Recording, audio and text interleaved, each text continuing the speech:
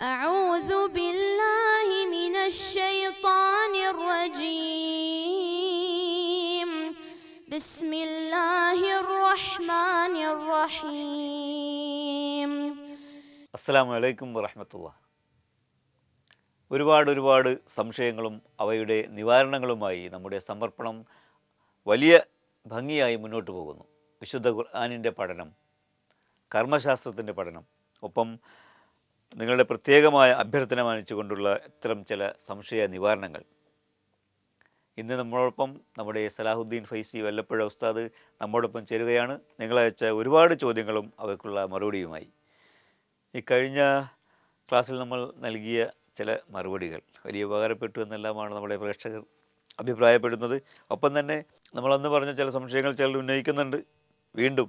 അതായത് പ്രാർത്ഥന അങ്ങനെയാണെങ്കിൽ ആശുപത്രികൾക്ക് അടിച്ചു പൂട്ടിയാൽ മതിയല്ലോ എന്നൊക്കെയാണ്. അതൊക്കെ എനിക്ക് തോന്നുന്നു പൂർണ്ണമായ വിശ്വാസമില്ലായ്മ. എന്താണ് ശരിക്കും ആളുകൾക്ക് വീണ്ടും അങ്ങനെ സംശയം ഉണ്ടാകാൻ കാരണം? പ്രവാചകൻ സല്ലല്ലാഹു അലൈഹി വസല്ലമ തങ്ങൾ പറഞ്ഞത് ആശുപത്രി കൊണ്ടോ അല്ലെങ്കിൽ മരുന്ന് കൊണ്ടോ ചികിത്സിക്കണ്ട എന്നല്ല, പദാർത്ഥങ്ങളെ കൊണ്ടും. അതേപോലെ റസൂലുള്ളാഹിൻ്റെ കാലഘട്ടത്തിൽ വരെ ഓപ്പറേഷൻ എന്ന് പറഞ്ഞ ഓപ്പറേഷൻ്റെ ഒരു രീതി, കൊമ്പ് വെക്കുക, രക്തം ഇപ്പം ദുഷിച്ച രക്തം കളയുക, ഇങ്ങനെ ഉള്ള ചികിത്സകളൊക്കെ റസൂലുള്ള പറഞ്ഞതും റസൂലുള്ള സുന്നത്താക്കിയതുമാണ്. അപ്പം ഞാൻ അതിനൊരു ഉദാഹരണം പറയാം. മഹാനായ മൂസാ നബി അലൈഹിസ്സലാമിന് അതിശക്തമായ ഒരു വയറിന് വേദന വന്നപ്പോൾ അള്ളാഹുവിനോട് പരാതിപ്പെട്ടു. അള്ളാഹുവെ, വളരെ അതിശക്തമായ വയറുവേദനയാണ്. അപ്പോൾ അള്ളാഹു അറിയിച്ചു കൊടുത്തു, ഇന്ന സ്ഥലത്തൊരു മരമുണ്ട്, ആ മരത്തിൻ്റെ ഇല, അതിൻ്റെ നീര് കുത്തിച്ചതച്ച് അത് കുടിച്ചാൽ വയറുവേദന ശമിക്കും എന്ന് പറഞ്ഞു. മൂസാ നബി അലൈഹിസ്സലാം ഉടനെ അത് ചെയ്തു. അൽഹംദുലില്ലാ, രോഗം ശിഫയായി, മരുന്നുകൊണ്ട് രോഗം ശിഫയായി. പിന്നെ കുറച്ച് മാസങ്ങൾ കഴിഞ്ഞപ്പോൾ വീണ്ടും മൂസാ നബിക്ക് അതേപോലെ വയറുവേദന ഉണ്ടായി. മൂസാ നബി ഉടൻ തന്നെ ആ മരത്തിൻ്റെ അടുത്തേക്ക് ചെന്ന് ആ ഇലയെടുത്ത് അതിൻ്റെ നീര് കുടിച്ചു.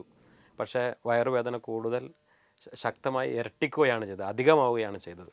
അള്ളാഹുവെ, നീ മുമ്പ് പറഞ്ഞതുപോലെ പിന്നെ ഈ മരുന്ന് കുടിച്ചു, അപ്പോൾ അസുഖം ഇരട്ടിച്ചു എന്ന് പറഞ്ഞപ്പോൾ അള്ളാഹു സുബ്ഹാനഹു വതആല പറഞ്ഞത്, മൂസ, അന്ന് നീ എന്നോടാണ് പരാതിപ്പെട്ടത്.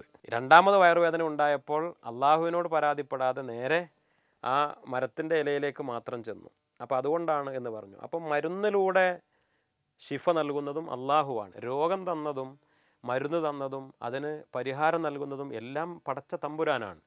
അപ്പോൾ അതുകൊണ്ട് തന്നെ പ്രവാചകൻ്റെ ജീവിതത്തിൽ രണ്ടും ഉണ്ടായിട്ടുണ്ട്: ചികിത്സ, അതോടൊപ്പം പ്രാർത്ഥന. അതാണ് ഇസ്ലാമിൻ്റെ ഏറ്റവും പ്രധാനപ്പെട്ട രീതി.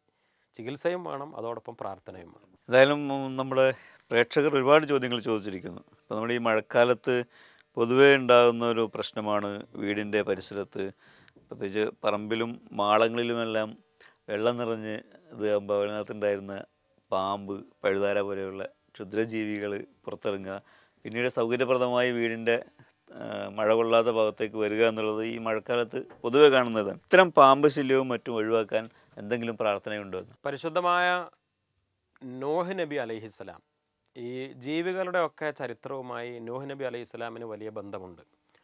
നോഹ് നബി അലൈഹിസ്സലാം കപ്പലിൽ, അതായത് അതിശക്തമായ തൂഫാൻ പ്രളയമുണ്ടായപ്പോൾ എല്ലാ ജീവികളെയും അതിൻ്റെ ഇണകളെ കപ്പലിലേക്ക് കയറ്റി. മഹാനായ നോഹ് നബി അലൈഹിസ്സലാം അള്ളാഹുവിൻ്റെ നിർദ്ദേശപ്രകാരം, അതായത് ലോകത്തുള്ള എല്ലാ ജീവികളുടെയും വംശനാശം സംഭവിക്കാൻ പോവുകയാണ് അതിശക്തമായ പ്രളയം കൊണ്ട്. അപ്പോൾ രക്ഷയ്ക്ക് വേണ്ടി ഓരോ ജീവികളിൽ നിന്ന് ആണും പെണ്ണുമായി ഇണകളെ കപ്പലിലേക്ക് കയറ്റി. അന്ന് പാമ്പുകൾ കപ്പലിലേക്ക് കയറാൻ വരുമ്പോൾ, അതിൽ വിഷജീവികൾ, പാമ്പ്, ഈ പറഞ്ഞതുപോലെ തേള്, പഴുതാര, മനുഷ്യർക്ക് മാത്രമല്ല മറ്റുള്ള ജീവികൾക്കും ഉപദ്രവം ഉണ്ടാക്കുന്ന വിഷജീവികൾ കപ്പലിലേക്ക് കയറാൻ വരുമ്പോൾ നൂഹ് നബി അലൈഹിസ്സലാം അവരോട് പറഞ്ഞു, നിങ്ങൾ മറ്റുള്ളവരെ ഉപദ്രവിക്കരുത്. നൂഹ് നബി അലൈഹിസ്സലാം അവരുമായി കരാർ വാങ്ങി എന്നാണ്. അതിൻ്റെ അടിസ്ഥാനത്തിൽ പരിശുദ്ധമായ ഖുർആനിൽ പറയുന്ന ഒരായത്തുണ്ട്, സലാമുൻ അലാ നൂഹിൻ ഫിൽ ആലമീൻ എന്ന്. സലാമുൻ അലാ നൂഹിൻ ഫിൽ ആലമീൻ എന്ന ആയത്ത്, അത് പാമ്പുകളുടെ ഉപദ്രവങ്ങൾക്ക്, കാരണം അതിൻ്റെ അടിത്തറ മഹാന്മാർ പറയുന്നത് ഈ വിഷജീവികളും നോഹ് നബിയും തമ്മിലുണ്ടാക്കിയ ഒരു കരാറിൻ്റെ തുടർച്ചയായിട്ടാണത്.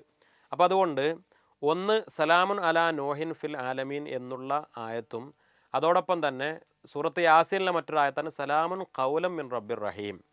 അത് നേരത്തെ നമ്മുടെ ഈ എപ്പിസോഡിൽ എഴുതിയെടുക്കാൻ സൗകര്യമുള്ള ആളുകൾക്കുള്ള സാവകാശത്തിന് വേണ്ടി ഒന്നുകൂടെ ഓർമ്മപ്പെടുത്തുകയാണ്. ഒന്ന് സലാമുൻ അലാ നോഹിൻ ഫിൽ ആലമീൻ, ഒന്നുകൂടെ പറയുന്നു, സലാമുൻ അലാ നൂഹിൻ ഫിൽ ആലമീൻ എന്നുള്ള ആയത്തും അതോടൊപ്പം തന്നെ സലാമുൻ ഖൗലം മിൻ റബ്ബിർ റഹീം, അത് സൂറത്ത് യാസീനിലെ ആയത്താണ്. സലാമുൻ ഖൗലം മിൻ റബ്ബിർ റഹീം, ഈ രണ്ട് ആയത്തുകളും അത് പാമ്പുകൾ നമ്മൾ സ്ഥിരമായി കാണുന്ന സാധാരണ പ്രകൃതിയ മറ്റുള്ള ജീവികളെപ്പോലെ ഉണ്ടാകുന്ന രൂപത്തിലല്ല, നമുക്ക് ഭയവും പിന്നെ പേടിയും ഉണ്ടാക്കുന്ന രൂപത്തിൽ സ്ഥിരമായി പാമ്പിനെ കാണുന്ന ഒരവസ്ഥയുണ്ടെങ്കിൽ അവിടെ വെച്ച് ഇത് 7 തവണ വീതം ഈ 2 ആയത്തുകൾ ഓതാനാണ് മഹാന്മാർ പഠിപ്പിച്ചിട്ടുള്ളത്. അതിന് നേർക്ക് നേരെ പാമ്പിനെ കാണുമ്പോഴാണെങ്കിലും, ഇപ്പോൾ നേർക്ക് നേരെ ഒരു വലിയ പാമ്പിനെ കാണുന്നു, നമുക്ക് അതിനെ അടിച്ചു കൊല്ലാനോ അതിനുള്ള ധൈര്യമില്ല, അല്ലെങ്കിൽ അതിനുള്ള പ്രയാസമുണ്ട്, ആ സമയത്ത് അതിൻ്റെ ഉപദ്രവം ഏൽക്കാതിരിക്കാൻ ആ പാമ്പിനെ കാണുന്ന സമയത്ത് തന്നെ സലാമുൻ അലാ നൂഹിൻ ഫിൽ ആലമീൻ, സലാമുൻ അലാ നൂഹിൻ ഫിൽ ആലമീൻ 7 തവണയും സലാമുൻ ഖൗലം മിർ റബ്ബിർ റഹീം, സലാമുൻ ഖൗലം മിർ റബ്ബിർ റഹീം അതും 7 തവണ ഓതുക. പിന്നെ മറ്റൊന്ന് മഹാന്മാർ പറയുന്നുണ്ട്, ഇപ്പോൾ ഈ മഴക്കാലത്ത് അത് പ്രായോഗികമാവുന്നതിൽ കുറച്ച് പ്രയാസം ഉണ്ടാകും. അതല്ലാത്ത സമയത്താണെങ്കിൽ ഈ സ്ഥിരമായി പാമ്പിനെ കാണുന്ന ഭാഗത്ത് ശർക്കര, നമ്മൾ പിന്നെ മധുരം ഉണ്ടാക്കുന്ന ശർക്കര, അതിൻ്റെ പൊടി, ശർക്കര പൊടിച്ച് അത് പാമ്പിൻ്റെ മാളത്തിൻ്റെ പരിസരത്ത് സ്ഥിരമായി പാമ്പ് കാണുന്ന ഭാഗങ്ങൾ വിതറിയിട്ടാൽ പിന്നെ പാമ്പിൻ്റെ ശല്യം ഉണ്ടാവുകയില്ല എന്ന് അതിൽ ഒരു ശാസ്ത്രീയത കൂടിയുണ്ട്. പിന്നെ അത് മഹാന്മാർ പഠിപ്പിച്ച ഒരു രീതിയാണ്. സ്ഥിരമായി പാമ്പിനെ കാണുന്ന ഭാഗങ്ങളിൽ ഈ നമുക്ക് പ്രത്യേകിച്ച് സ്ത്രീകൾ മാത്രമൊക്കെ, പുരുഷന്മാരെപ്പോഴും ഇല്ലാത്ത വീടുകളിലൊക്കെ പാമ്പിനെ കാണുമ്പോൾ കൂടുതൽ പേടി ഭയം ഉണ്ടാവും. അപ്പോൾ അങ്ങനെ സ്ഥിരമായി കാണുന്ന, ഇന്ന് കണ്ടു, ഇന്നലെ കണ്ടു, ഇനി ദിവസം കണ്ടുകൊണ്ടിരിക്കുന്നു, അങ്ങനെയുള്ള അവസ്ഥകളിലൊക്കെ ആ മാളം പരിസരത്ത് സ്ഥിരമായി കാണുന്ന ഭാഗങ്ങളിൽ ശർക്കര പൊടിച്ച് അത് വെറുതെ വിതറയിൽ മന്ത്രിക്കാനൊന്നുമില്ല, വെറുതെ പൊടിച്ച് വിതറിയിടുന്നത് പാമ്പുകൾ ഒഴിഞ്ഞു പോകാൻ കാരണമാകുമെന്ന് മഹാന്മാർ രേഖപ്പെടുത്തിയിട്ടുണ്ട്. അഊദു ബില്ലാഹി മിനശ് ശൈത്വാനിർ റജീം. ഉറക്കത്തിൽ സ്വപ്നം കാണുന്നു, അതായത് സ്ഥിരമായി ഉറക്കം ലഭിക്കാൻ തന്നെ ബുദ്ധിമുട്ടാണ്. അങ്ങനെ എങ്ങനെയെങ്കിലും ഒന്ന് ഉറങ്ങിയാൽ എന്തൊക്കെയോ സ്വപ്നം കാണുന്നു, ദുസ്വപ്നങ്ങളും നല്ലതും ഒക്കെ കാണുന്നു. എന്താണ് ഒരു പരിഹാരം എന്നറിയാൻ? ഈ ദുസ്വപ്നങ്ങൾ, അതിന് 2 കാരണങ്ങൾ പ്രധാനമായിട്ട് ഉണ്ടാവാറുണ്ട്. മൊത്തത്തിൽ സ്വപ്നങ്ങളെ 3ആയിട്ടാണ് സ്വപ്ന വ്യാഖ്യാതാക്കളായ ഇസ്ലാമിക പണ്ഡിതന്മാർ രേഖപ്പെടുത്തിയിട്ടുള്ളത്. ഒന്ന്, ദൈവികമായ നല്ല സ്വപ്നങ്ങളുണ്ടാകാം. മറ്റൊന്ന്, മനുഷ്യൻ്റെ മാനസികമായ ചില പിരിമുറുക്കങ്ങളും ടെൻഷനും കാരണം അത് സ്വപ്നങ്ങളായി വരാം. മൂന്നാമത്തത് പൈശാചികമായ രൂപത്തിലുള്ള സ്വപ്നങ്ങളുണ്ടാവും. നമുക്ക് അതിശക്തമായ ഭീതിയും പേടിയും ഒക്കെ ഉണ്ടാകുന്ന സ്വപ്നങ്ങൾ അത് മിക്കവാറും പൈശാചികമായ ദുഷ്പ്രേരണ കൊണ്ടുണ്ടാകുന്നതായിരിക്കും. അതിന് ആദ്യമായി ശ്രദ്ധിക്കാനുള്ളത്, ഒന്ന്, കിടക്കുമ്പോൾ തന്നെ വുളൂഓടുകൂടെ കിടക്കുക, വുളൂ ചെയ്ത് കിടക്കുക, ആയത്തുൽ കുർസി ഓതുക. ഉറങ്ങുന്ന സമയത്ത് പല ദിക്റുകളും ചൊല്ലാനുണ്ട്, അതിൽ ഏറ്റവും പ്രധാനമായിട്ടൊന്നാണ് ആയത്തുൽ കുർസി, അത് പതിവാക്കുക. പിന്നെ ഇനി അങ്ങനെ ഒരു പേടിച്ച് ഉണർന്നാൽ, ഒരു സ്വപ്നം കണ്ട് പേടിച്ചുണർന്നാൽ ഉടൻ ചെയ്യേണ്ടത്, എങ്ങനെയാണോ നമ്മൾ കിടന്നിരുന്നത് അതിനെ നേരെ തിരിഞ്ഞ് കിടക്കുക. ഇപ്പോൾ നമ്മൾ ആ ഉണരുന്ന സമയത്ത് നമ്മൾ കിടക്കുന്നൊരു രീതി ഉണ്ടാവുമല്ലോ, ഏതെങ്കിലും ഭാഗത്തേക്ക് ചെരിഞ്ഞോ അല്ലെങ്കിൽ പിന്നെ മലർന്ന് കിടക്കുകയാണോ, ഏത് രൂപത്തിലാണെങ്കിലും അതൊന്ന് മാറിക്കിടക്കുക. മാറിക്കിടക്കൽ ഏറ്റവും നല്ലത്, എപ്പോഴും കിടക്കാൻ നല്ലത് ഖിബലയുടെ ഭാഗത്തേക്ക് നെഞ്ചും മുഖവും തിരിച്ചുകൊണ്ടാണ്. അപ്പോൾ ആ കിടക്കുന്ന കിടപ്പിൽ നിന്നും ഒന്ന് മാറിക്കിടക്കുക. എന്നിട്ട് പിന്നെ 3 തവണ തുപ്പുനീര് പുറത്തേക്ക് വരാതെ തുപ്പുക. അത് തുപ്പുനീര് പുറത്തേക്ക് വരാതെ 3 തവണ തുപ്പുകയും അഊദു ബില്ലാഹി മിനശ് ശൈത്വാനിർ റജീം എന്ന് 3 തവണ ഓതുകയും ചെയ്യുക. അത് ഏറ്റവും നല്ലത് അഊദു ബില്ലാഹി സമീഉൽ അലീം മിനശ് ശൈത്വാനിർ റജീം എന്നാണ്. സാധാരണ നമ്മൾ അഊദു ബില്ലാഹി മിനശ് ശൈത്വാനിർ റജീം എന്ന് പറയും. അത് ഒന്നുകൂടെ കൂട്ടുക, അഊദു ബില്ലാഹി എന്നതിന് ശേഷം അസ്സമീഉൽ അലീം എന്ന്, അഊദു ബില്ലാഹി അസ്സമീഉൽ അലീം എന്നുകൂടെ കൂട്ടിച്ചേർത്തുകൊണ്ട് മിനശ് ശൈത്വാനിർ റജീം പറയാം. അത് അഊദു ബില്ലാഹി മിനശ് ശൈത്വാനിർ റജീം എന്നത് കൂടാതെ തന്നെ അഊദു ബില്ലാഹി അസ്സമീഉൽ അലീം മിനശ് ശൈത്വാനിർ റജീം, അത് റസൂലുള്ളാഹി സ്വല്ലല്ലാഹു അലൈഹി വസല്ലം തങ്ങൾ പഠിപ്പിച്ചത് തന്നെയാണ്. അപ്പോൾ ഇനി 3 തവണ അഊദു ബില്ലാഹി മിനശ് ശൈത്വാനിർ റജീം എന്ന് ഓതി, പിന്നെ 3 തവണ അഊദു ബില്ലാഹി സമീഉൽ അലീം മിനശ് ശൈത്വാനിർ റജീം ഓതി, അങ്ങനെ ഓതിയാലും കുഴപ്പമില്ല. 3 തവണ പിശാചിൽ നിന്ന് കാവൽ തേടാനാണ് മഹാനായ റസൂലുള്ളാഹി സ്വല്ലല്ലാഹു അലൈഹി വസല്ലം തങ്ങൾ പഠിപ്പിച്ചത്. അതായത് 3 തവണ ഇങ്ങനെ തുപ്പിയതിന് ശേഷം ഇത് പറയുക. അതെ, പിന്നീട് അതേപോലെ തന്നെ കിടന്നുറങ്ങിയാൽ പരിഹാരം ഉണ്ടാകും എന്നാണ്. പിന്നെ കൂടുതൽ നമുക്ക് അസ്വസ്ഥതയും പ്രയാസം ഉണ്ടെങ്കിൽ ഒന്നുകൂടെ ഒളു പുതുക്കി കിടക്കുന്നത് നല്ലതാണ്. ഒളു ഒന്നുകൂടെ ചെയ്യുക. സാധാരണ ഉറങ്ങിയാൽ ഒളു മുറിയല്ലോ. അള്ളാഹുവിൻ്റെ റസൂലിൻ്റെ രീതി, രാത്രി എപ്പോഴൊക്കെ ഉണരുന്നു അപ്പോഴൊക്കെ പിന്നെയും വീണ്ടും ഒളു ചെയ്തിട്ടാണ് കിടക്കാറുള്ളത് എന്നാണ്. കുട്ടികൾ ഒളിച്ചോടൽ എന്നത് ഇപ്പോൾ വ്യാപകമായി നമ്മൾ പത്രങ്ങളിലെല്ലാം കാണാനില്ല എന്നെല്ലാം പറഞ്ഞു. ഇങ്ങനൊരു കുട്ടികൾ ഒളിച്ചോടിയാൽ അതിന് കുട്ടിയെ തിരിച്ചു കിട്ടാൻ വേണ്ടി ഇപ്പോൾ പോലീസിൽ പരാതിപ്പെട്ടു, ഫോൺ വഴി ബന്ധങ്ങളിലേക്കെല്ലാം ഉപയോഗിക്കുന്നുണ്ട്. പക്ഷേ നഷ്ടപ്പെട്ട മകനെ ഇതുവരെ തിരിച്ചു കിട്ടിയിട്ടില്ല എന്നുള്ളതാണ്. എന്ത് പ്രാർത്ഥന ചൊല്ലിയാലാണ് എനിക്ക് സമാധാനം കിട്ടുക എന്നറിയാനൊരു സഹോദരിയുടെ ചോദ്യം. അള്ളാഹു ആണ് ഓരോരുത്തർക്കും സൽബുദ്ധി തോന്നിപ്പിക്കേണ്ടത്. ഏറ്റവും പ്രധാനമായി ഇങ്ങനെയുള്ള രംഗത്ത് തിരിച്ചറിവിന് ഒരുപക്ഷെ പോലീസിന് കഴിയില്ല, നമ്മുടെ ഇന്നത്തെ സംവിധാനങ്ങൾക്ക് കഴിയില്ല. കാരണം ഈ ആൾ എല്ലാ ബന്ധവും ഒഴിവാക്കി അയാളുടെ സ്വയം ഇഷ്ടത്തിന് എങ്ങോട്ടോ ഒളിച്ചോടിപ്പോയി. പിന്നെ അയാൾക്ക് തിരിച്ചു വരണമെങ്കിൽ അയാൾക്ക് തന്നെ ഒരു മനസ്സ് തോന്നണം. അതിന് അള്ളാഹു സുബ്ഹാനഹു വ തആല തോന്നിപ്പിക്കണം. അതിന് മഹാന്മാർ വളരെ കൃത്യമായി തന്നെ അതിനുള്ള രീതികൾ, ഇസ്ലാമികമായ രീതികൾ പഠിപ്പിച്ചിട്ടുണ്ട്. ഒന്ന്, അസർ നിസ്കാരം കഴിഞ്ഞതിന് ശേഷം ഈ ഒരു കുട്ടി ഒളിച്ചോടി പോയതാണെങ്കിൽ, അല്ലെങ്കിൽ ഒരാൾ, കുട്ടി എന്നല്ല മുതിർന്ന ആളാണെങ്കിലും പിന്നെ പുരുഷന്മാരോ സ്ത്രീകളോ ആരാവട്ടെ ഒളിച്ചോടിപ്പോയാൽ ആ വീട്ടിൽ വെച്ച് അസർ നിസ്കരിച്ചതിന് ശേഷം അവിടുന്ന് വസ്സമായി വത്വാരിഖ് എന്നുള്ള സൂറത്ത് 41 തവണ പാരായണം ചെയ്യുക. വസ്സമായി വത്വാരിഖ് ചെറിയ സൂറത്താണ്. വസ്സമായി വത്വാരിഖ് വമാ അദ്റാക മത്വാരിഖ് എന്ന് തുടങ്ങുന്ന ചെറിയൊരു സൂറത്താണ്. സൂറത്തു ത്വാരിഖ് എന്നാണ് അതിൻ്റെ പേര്, പ്രത്യേകം നോട്ട് ചെയ്യണം. സൂറത്തു ത്വാരിഖ് തുടങ്ങുന്നത് വസ്സമായി വത്വാരിഖ് വമാ അദ്റാക മത്വാരിഖ്. 41 തവണ അസർ നിസ്കാരത്തിന് ശേഷം, അസർ നിസ്കാരം വീട്ടിൽ വെച്ച് നിസ്കരിച്ചതിന് ശേഷം 41 തവണ സൂറത്തു ത്വാരിഖ് ഓതുകയും അതോടൊപ്പം തന്നെ യാ ഹഫീൽ എന്ന പിന്നെ അസ്മാഉൽ ഹുസ്നയിലെ ഇസ്മ 119 തവണ.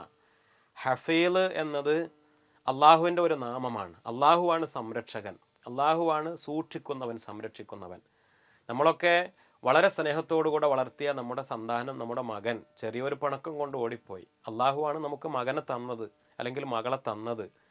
അവരെ ഇത്രയും വളർത്താനുള്ള രോഗങ്ങളോ പ്രയാസങ്ങളോ ഒന്നുമില്ലാതെ ചെറിയൊരു കാരണത്താൽ അങ്ങനെ ഒരു ചെറിയ ബുദ്ധിമോശം കൊണ്ട് പോയി. ആ കുട്ടിയെ പിന്നെ സംരക്ഷിക്കേണ്ടത് അള്ളാഹു തന്നെയാണ്. ഇത്രയും കാലം സംരക്ഷിച്ച അള്ളാഹു തന്നെ. ആ അള്ളാഹുവിനോട് സംരക്ഷണത്തിന് വേണ്ടി പ്രത്യേകം പ്രാർത്ഥിക്കാനുള്ള ഒരു നാമമാണ് യാ ഹഫീൽ.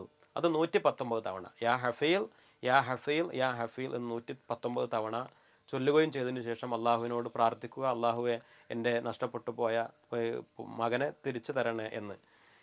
ഇതേ കർമ്മം തന്നെ നേരത്തെ സൂചിപ്പിച്ച എന്തെങ്കിലും വസ്തുക്കൾ നഷ്ടപ്പെട്ടാലും, ഇപ്പോൾ ഉദാഹരണം നമ്മുടെ സ്വർണ്ണാഭരണം നഷ്ടപ്പെട്ടു, അതല്ലെങ്കിൽ ഏതെങ്കിലും വിലപിടിപ്പുള്ള വസ്തു നമുക്ക് നഷ്ടപ്പെട്ടു പോയി, അപ്പോൾ അത് തിരിച്ചു കിട്ടാനും ആ നഷ്ടപ്പെട്ട സ്ഥലത്ത് വെച്ച് ഇതേപോലെ അസർ നിസ്കരിക്കുക. എന്നിട്ട് വസ്സമായി വത്വാരിഖ് എന്നുള്ള സൂറത്ത് 41 തവണ ഓതുക. യാ ഹഫീൽ എന്നുള്ള ഇസ്മ 119 തവണ ചൊല്ലുക. എന്നിട്ട് അള്ളാഹുവിനോട് ദുആ ചെയ്യുക. നഷ്ടപ്പെട്ടു പോയ വസ്തുക്കൾ തിരിച്ച് ലഭിക്കാനും അത് കാരണമാകും എന്ന് മഹാന്മാർ നമ്മെ പഠിപ്പിച്ചിട്ടുണ്ട്. നഷ്ടപ്പെട്ട സ്ഥലത്ത് വെച്ച് നിസ്കരിക്കുക എന്ന് പറയുമ്പോൾ അതെങ്ങനെയാണ് ഒന്നുകൂടി വിശദീകരിക്കുക? വീട്ടിനകത്ത് തന്നെ എന്നാണ് ഉദ്ദേശിച്ചത്, അതോ നമുക്കിപ്പോൾ യാത്രയിലാണ് എവിടെയെങ്കിലും നഷ്ടപ്പെട്ടത് അവിടെ ചെന്ന് നിസ്കരിക്കണമെന്നാണോ?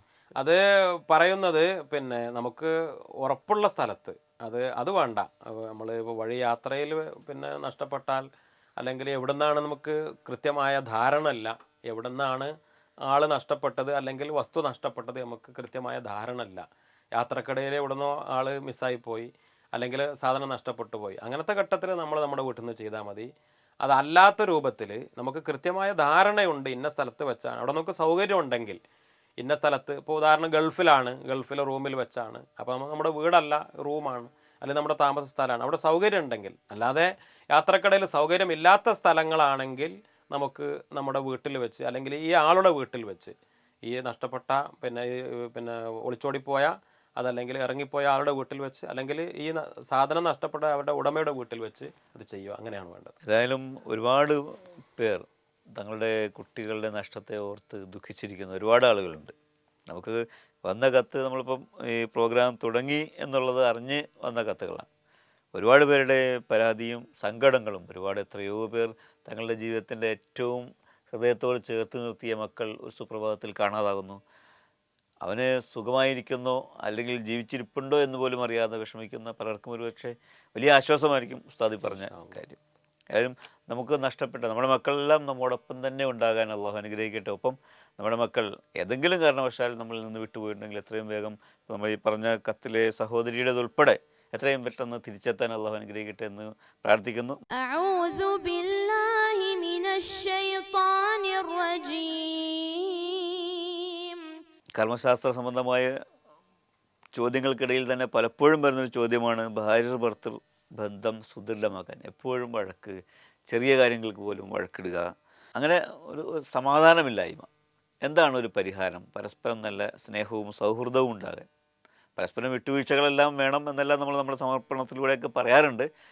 എങ്കിലും ഒരു പ്രാർത്ഥന എന്താണ്? പ്രാർത്ഥന അതൊന്ന് മഹാന്മാർ പറയുന്നുണ്ട്. സാധാരണ പുരുഷന്മാർ ജമാഅത്തായിട്ട് പള്ളിയിൽ വെച്ചാണ് ഫർള് നിസ്കരിക്കേണ്ടത്, സ്ത്രീകൾ വീട്ടിൽ വെച്ചാണ് നിസ്കരിക്കേണ്ടത്. അങ്ങനെ അതോടുകൂടെ തന്നെ പല ഘട്ടങ്ങളിലും പുരുഷന്മാരും വീട്ടിൽ വെച്ച് നിസ്കരിക്കേണ്ടി വരും. ഞാനിങ്ങനെ പറയുമ്പോൾ പരസ്പര സ്നേഹം വർദ്ധിക്കാനായി പറയുന്ന ഒരു കാര്യമുണ്ട്, വീട്ടിൽ വെച്ച് ജമാഅത്തായിട്ട് നിസ്കരിക്കുക എന്നത്. ഭർത്താവ് ഇമാമാവുക, ഭാര്യ മഅ്മൂമായിട്ട് വീട്ടിൽ വെച്ച് ജമാഅത്തായി നിസ്കരിക്കുക. അപ്പോൾ വീട്ടിൽ വെച്ച് നിസ്കരിക്കുമ്പോൾ സാധാരണ നമ്മുടെ വീട്ടിലൊക്കെ നടക്കാറുള്ളത് ഭാര്യ അത് അങ്ങനെ നിസ്കാരം നടത്തും, ഇയാൾ ഇപ്പുറത്ത് വേറെ നിസ്കരിക്കും. അപ്പോൾ ഏതായാലും നിസ്കരിക്കുന്നത് അതിനർത്ഥം പുരുഷന്മാർ വീട്ടിൽ വെച്ച് നിസ്കരിക്കണം എന്നല്ല. പുരുഷന്മാർ നിസ്കരിക്കുന്നത് പള്ളിയിൽ വെച്ചാണ്. യാദൃശ്ചികമായ ഘട്ടങ്ങളിലൊക്കെ ചിലപ്പോൾ പോകാൻ പറ്റാത്ത ഘട്ടത്തിൽ വീട്ടിൽ വെച്ച് നിസ്കാരം നടക്കുമ്പോൾ അത് ജമാഅത്തായിട്ട് നിസ്കരിക്കുക ഒന്ന്. മറ്റൊന്ന്, ഭക്ഷണം കഴിക്കുമ്പോൾ ഒന്നിച്ച് ഭക്ഷണം കഴിക്കാൻ ശ്രമിക്കുക. ഇതൊക്കെ സ്നേഹം വർദ്ധിക്കാൻ കാരണമാകുന്ന ചില പ്രവർത്തനങ്ങളാണ്. അതോടൊപ്പം തന്നെ മുമ്പ് ഞാൻ സൂചിപ്പിച്ചിട്ടുണ്ടായിരുന്നു, യാ വദൂദ് എന്നുള്ള ഇസ്മ 1000 തവണ അത് ഓതി ഭക്ഷണത്തിലേക്ക് മന്ത്രിച്ച്, അത് ഒരു ഭക്ഷണത്തിലേക്ക് മന്ത്രിച്ച് ആ ഭക്ഷണം തന്നെ രണ്ടുപേരും കഴിക്കുക എന്ന്. അപ്പോൾ സാധാരണ ഇപ്പോൾ നമുക്ക് എളുപ്പമാണ്, ഭർത്താവിന് ഭക്ഷണം വിളമ്പിക്കൊണ്ടുപോയി കൊടുക്കുമ്പോൾ യാ വദൂദ് എന്ന് നമ്മൾ ആ സമയത്ത് നേരത്തെ ചൊല്ലിയാൽ മതി. അത് ഭക്ഷണം വിളമ്പാൻ സമയത്തേക്ക് 1000 തവണ പൂർത്തിയാക്കിയിട്ട് അത് മന്ത്രിക്കുക, ഭക്ഷണത്തിലേക്ക് മന്ത്രിക്കുക. യാ വദൂദ്, യാ വദൂദ്, സ്നേഹം ഉണ്ടാക്കുന്നവനാണ്. വദൂദ് എന്ന് പറഞ്ഞാൽ വുദ് എന്ന് പറഞ്ഞാൽ സ്നേഹമാണ്. വദൂദ് പറഞ്ഞാൽ അള്ളാഹുവിൻ്റെ ഒരു നാമമാണ്. അത് 1000 തവണ അത് ചൊല്ലി ഭക്ഷണത്തിലേക്ക് മന്ത്രിച്ച് അത് ഭർത്താവിന് കൊടുക്കുക. സാധാരണ ചെയ്യുന്ന പോലെ അതിൻ്റെ ബാക്കി ഉണ്ടാവും അല്ലെങ്കിൽ ഉണ്ടാവാൻ തരത്തിൽ ഭക്ഷണം കൊടുത്ത് ബാക്കി ഭാര്യയും കഴിക്കുക. എന്നാൽ സ്നേഹം വർദ്ധിക്കാൻ കാരണമാകും. അതോടൊപ്പം തന്നെ 786 തവണ ബിസ്മി ചൊല്ലി വെള്ളത്തിലേക്ക് മന്ത്രിക്കുക. നമ്മൾ തേനിലേക്ക് മന്ത്രിക്കുന്ന കാര്യം പറഞ്ഞിരുന്നു, കുട്ടികളുടെ പഠനത്തിന് വേണ്ടി പറഞ്ഞിരുന്നു. 786 എന്നത് ബിസ്മിയുടെ ഒരു എണ്ണമാണ്. 786 അപ്പോൾ വെള്ളത്തിലേക്ക്, സാധാരണ പച്ചവെള്ളത്തിലേക്ക് 786 തവണ ബിസ്മില്ലാഹിർ റഹ്മാനിർ റഹീം എന്ന് മന്ത്രിച്ച്, അത് നമ്മൾ ഭാര്യ ഭർത്താവ് എന്ന് മാത്രമല്ല, അപ്പോൾ മക്കൾക്ക് സ്നേഹമല്ല. പല മാതാപിതാക്കളും പരാതിപ്പെടുന്നൊരു കാര്യമാണ്.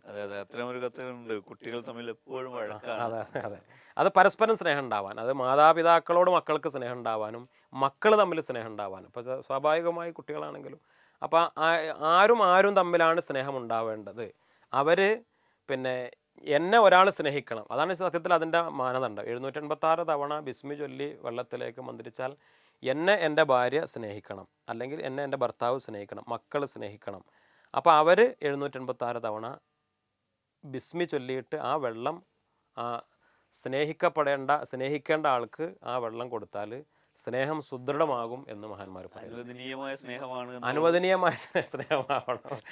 അല്ല, ഏത് കാര്യവും ദുരുപയോഗം ചെയ്യാൻ പാടില്ല. ദുരുപയോഗം ചെയ്യുമ്പോൾ അള്ളാഹു അതിന് ഫലം നൽകില്ല. ദുരുപയോഗം ചെയ്യുമ്പോൾ അത് അള്ളാഹു അതിൻ്റെ ഫലം നഷ്ടപ്പെടുത്തും. അങ്ങനെ ദുരുപയോഗം ചെയ്യുമ്പോൾ അതിന് ശിക്ഷയുണ്ടാവും, അത് മനസ്സിലാക്കണം. പ്രത്യേകിച്ച് നല്ല കാര്യങ്ങൾ, ഖുർആനും ദിക്റുകളും ഒക്കെ അത് ചീത്ത കാര്യങ്ങൾക്ക് വേണ്ടി ദുരുപയോഗപ്പെടുത്താൻ പാടില്ലല്ലോ. അള്ളാഹുവിൻ്റെ വചനങ്ങൾ അത് കൂടുതൽ ഭയപ്പെടേണ്ടതാണ്. നല്ല അനുവദനീയമായ മാർഗത്തിൽ സ്നേഹം ഉണ്ടാവാനാണ് ഈ പറഞ്ഞ കാര്യങ്ങൾ. ഒന്നുകൂടി അതൊന്ന് പറയുകയാണെങ്കിൽ നമുക്ക് നമ്മൾ സ്നേഹം, കുടുംബത്തിൽ സ്നേഹം ഉണ്ടാവാൻ ഉദ്ദേശിച്ചുകൊണ്ട് അതിൻ്റെ അടിത്തറയായി പറയുന്നത് ഇങ്ങനെയാണ്. ഭക്ഷണത്തിലേക്ക് രണ്ടുപേരും കഴിക്കുക, അത് ഒരാൾ കഴിച്ചതിൻ്റെ ബാക്കി കഴിച്ചാലും അതല്ലെങ്കിൽ ഒന്നിച്ച് കഴിക്കുമ്പോഴാണെങ്കിൽ ആദ്യം ഭക്ഷണത്തിലേക്ക്, നമ്മൾ വീട്ടിലുണ്ടാക്കിയ ഭക്ഷണത്തിലേക്ക് യാ വദൂദ് എന്നുള്ള അള്ളാഹുവിൻ്റെ നാമം 1000 തവണ അത് ചൊല്ലിയിട്ട് ഭക്ഷണത്തിലേക്ക് മന്ത്രിച്ച് ആ ഭക്ഷണം രണ്ടുപേരും കഴിക്കുക എന്നതാണ് അതിൻ്റെ അടിത്തറയായി പറയുന്നത്. അപ്പോൾ അത് ഞാൻ സൂചിപ്പിച്ചത്, ഒന്നിച്ച് ഭക്ഷണം കഴിക്കുകയാണെങ്കിൽ നേരത്തെ അതിലേക്ക് ഒന്നിച്ച് മന്ത്രിച്ചാൽ മതി. അതല്ലെങ്കിൽ ഭർത്താവിന് കൊടുക്കുമ്പോൾ അത് ചിലപ്പോൾ ചില വീട്ടിലെ രീതികൾ അങ്ങനെ ആയിരിക്കുമല്ലോ, ആദ്യം ഭർത്താവ് കഴിക്കണം, അങ്ങനെ ഒരവസ്ഥയാണെങ്കിൽ ഭർത്താവിന് കൊടുത്ത് പിന്നെ അതിൻ്റെ ബാക്കി ഭാര്യ കഴിക്കുകയും ചെയ്യുക. പിന്നെ മറ്റൊരു കാര്യം പറഞ്ഞത്, വെള്ളത്തിലേക്ക് 786 തവണ ബിസ്മി ചൊല്ലി മന്ത്രിച്ച്, അത് ഭാര്യ ഭർത്തൃ സ്നേഹത്തിൽ മാത്രമല്ല യാ വദൂദ് എന്നുള്ള ആ ഇസ്മിനെ കുറിച്ച് കിതാബുകൾ രേഖപ്പെടുത്തുന്നത് ഭാര്യാഭർത്തൃ സ്നേഹത്തെക്കുറിച്ച് മാത്രമാണ്. ബിസ്മില്ലാഹിർ റഹ്മാൻ റഹീം എന്ന് 786 തവണ വെള്ളത്തിലേക്ക് മന്ത്രിച്ച് അത് കുടിക്കാൻ കൊടുക്കുന്നത് എല്ലാവരും തമ്മിലുള്ള സ്നേഹം അനുവദനീയമായ മാർഗത്തിൽ, മക്കള് മാതാപിതാക്കളെ സ്നേഹിക്കാൻ, മാതാപിതാക്കൾ മക്കളെ സ്നേഹിക്കാൻ. തിരിച്ചും ഉണ്ടാവും, ചില മക്കൾക്ക് പരാതി ഉണ്ടാവും, വാപ്പാക്ക് പ്രായമായി ഉമ്മാക്ക് പ്രായമായി യാതൊരു സ്നേഹവും ഇല്ല, എപ്പോഴും ശകാരാണ് എന്നൊക്കെ പറയാറുണ്ടാവും. അപ്പോൾ ആരാണെങ്കിലും മക്കൾ മാതാപിതാക്കളോടും മാതാപിതാക്കൾ അങ്ങോട്ടും ജ്യേഷ്ഠാനുജന്മാർ തമ്മിലും ഒക്കെ പരസ്പര സ്നേഹം ഉണ്ടാവാൻ വേണ്ടി 786 തവണ ആ നിയത്ത്, ഏത് കാര്യത്തിലും നിയത്താണ് പ്രധാനം, സ്നേഹമുണ്ടാവണമെന്ന നിയത്തോടുകൂടെ ബിസ്മി ചൊല്ലി വെള്ളത്തിലേക്ക് മന്ത്രിച്ച് അത് കുടിക്കാൻ കൊടുക്കുക. എന്നാൽ ഇൻഷാ അള്ളാഹുവിൻ്റെ തൗഫീഖ് കൊണ്ട്, പടച്ച റബ്ബിൻ്റെ നാമത്തിൻ്റെ ബർക്കത്ത് കൊണ്ട് സ്നേഹം പരസ്പരം കുടുംബങ്ങളിലൊക്കെ വർദ്ധിക്കാൻ അത് കാരണമാകും. അള്ളാഹു തൗഫീഖ് ചെയ്യട്ടെ. ഏതായാലും വിശുദ്ധ ഖുർആനും തിരുസുന്നത്തിൻ്റെയും അടിസ്ഥാനത്തിൽ ഉള്ള ഇത്തരം കാര്യങ്ങൾ അതിന് സംശയമേതുമില്ല, അതിൽ വിശ്വാസമാണ് പ്രധാനം. ഞാനിങ്ങനെ ചെയ്താൽ ഇത് ശരിയാകുമോ ഇല്ല എന്നുള്ള അത്തരം സംശയം വെച്ചുകൊണ്ടുള്ള ഇതിന് വലിയ പ്രാധാന്യം ഉണ്ടാകില്ല. ഒരിക്കലുമില്ല. ഒരു ചോദ്യമുള്ളത്, സുരക്ഷിതമായി സുഖകരമായ യാത്ര തരപ്പെടുന്നതിന് എന്തെങ്കിലും പ്രാർത്ഥന പറഞ്ഞു തരണമെന്നാണ്. വാഹനം കയറുമ്പോഴുള്ള ദിക്ർ നമുക്ക് എല്ലാവർക്കും അറിയാം. സുബ്ഹാനല്ലദി സഖറ ലനാ ഹാദാ വമാ കുന്നാ ലഹു മുഖരിനീൻ വഇന്നാ ഇലാ റബ്ബിനാ ലമുൻഖലിബൂൻ എന്നുള്ള ആ പ്രത്യേകമായ പ്രാർത്ഥന. യാത്രക്ക് മുമ്പ് നിസ്കാരം സുന്നത്താണ്. യാത്രയുടെ നിസ്കാരം അത് സാധാരണ യാത്ര എന്ന് പറഞ്ഞ് കണക്കാക്കുന്നത് ചെറിയ യാത്രകളല്ല. നിസ്കാരം സുന്നത്തായ യാത്ര എന്നത് ചുരുങ്ങിയത് 2 മർഹല എന്ന് പറഞ്ഞാൽ ഇന്നത്തെ കണക്ക് പ്രകാരം ഒരു ചുരുങ്ങിയത് ഒരു 132 കിലോമീറ്ററെങ്കിലും ഉള്ള ഒരു യാത്രയാവുമ്പോഴാണ് ഒരു യാത്ര, അതായത് ജമ്മ് കസർ എന്ന നിയമങ്ങളൊക്കെ ബാധകമാകുന്ന യാത്രയുടെ കണക്ക് പറയുന്നത്. അങ്ങനെയുള്ള യാത്രക്കാരാകുമ്പോൾ യാത്രക്ക് മുമ്പ് 2 റക്അത്ത് നിസ്കരിക്കൽ സുന്നത്താണ്. അതൊക്കെ യാത്രയുടെ സുരക്ഷിതത്വത്തിന് ഏറ്റവും പ്രധാനപ്പെട്ട കാര്യമാണ്. അള്ളാഹുവിനോട് ദുആ ചെയ്യുക. അതോടൊപ്പം തന്നെ യാത്രക്കിടയിൽ, ഇപ്പോൾ നമ്മൾ 2-3 ദിവസത്തെ യാത്രയാണ്, ഈ യാത്രക്കിടയിൽ വരുന്ന നിസ്കാരങ്ങളിലും അതേപോലെ അല്ലാത്ത രൂപത്തിലും മുഅവ്വദത്തൈനി ഖുൽ ബിറബ്ബിൽ ഫലക്ക് ഖുൽ ബിറബ്ബിൻ നാസ്, പല മഹാന്മാരും പറയുന്നുണ്ട് ഫർദ് നിസ്കാരങ്ങളിൽ പോലും, ഫർദ് നിസ്കാരത്തിൽ ആദ്യത്തെ റക്അത്തിലും 2ാമത്തെ റക്അത്തിലും ഫാത്തിഹയും പിന്നെ സൂറത്ത് ഓതണമല്ലോ.